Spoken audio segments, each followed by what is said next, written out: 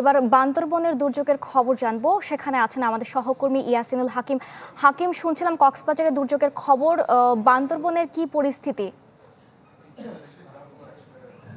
হ্যাঁ, বর্ষা আসলে গত ৭ দিনের টানা বর্ষণের পর আজকে গতকালকের মতো আজকেও দুপুর ২টা থেকে কিন্তু বৃষ্টিপাত অব্যাহত যে ছিল সেটি বন্ধ হয়েছে। আমরা দেখেছি সকাল থেকেই বিভিন্ন নিম্নাঞ্চল যেগুলো আগে প্লাবিত হয়নি সেই নিম্নাঞ্চলগুলো প্লাবিত হয়েছে। সাঙ্গু নদীর পানি ৫ সেন্টিমিটার বিপদসীমার উপর দিয়ে প্রবাহিত হওয়ার কারণে বান্দরবানে প্রায় নতুন করে ৩০০-এর অধিক বাড়িঘর আসলে ইতিমধ্যে প্লাবিত হয়েছে এবং বিভিন্ন সরকারি বেসরকারি অফিসগুলো প্লাবিত হয়েছে। আমরা লক্ষ্য করেছি বান্দরবানের ফায়ার সার্ভিস, সেনানিবাস থেকে শুরু করে বেশ কিছু জায়গা আসলে প্লাবিত হয়েছে এবং নতুনভাবে আসলে পানিবন্দী হয়েছে প্রায় পুরো জেলায় ১০,০০০-এর অধিক মানুষ।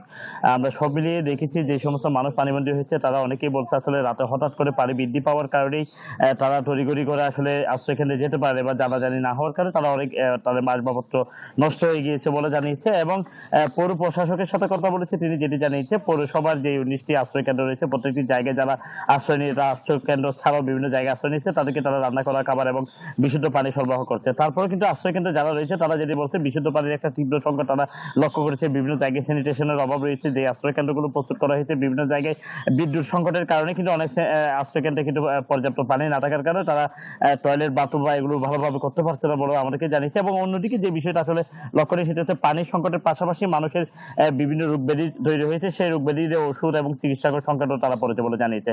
আমরা কথা বলেছি জেলা প্রশাসকের সাথে, জেলা প্রশাসক আমাদেরকে জানিয়েছে পাহাড়ে পাদদেশে যে সমস্ত মানুষ আসলে বসবাস করছে তাদেরকেও আসলে সরিয়ে নিয়ে আসার জন্য তারা বিভিন্ন উদ্যোগ নিয়েছে। পাশাপাশি গত ৬ দিনের যে টানা বর্ষণে পাহাড়ধসে ৫ জনের মৃত্যু হয়েছে এবং পানিতে বেঁচে একজন শিশুর মৃত্যু হয়েছে। সব মিলিয়ে কিন্তু এখনো নিম্নাঞ্চলগুলো প্লাবিত রয়েছে। বৃষ্টিপাত ৩ ঘন্টা ধরে না হলেও কিন্তু নিম্নাঞ্চলে পানির যে স্রোতটা সেটি এখনো অব্যাহত রয়েছে।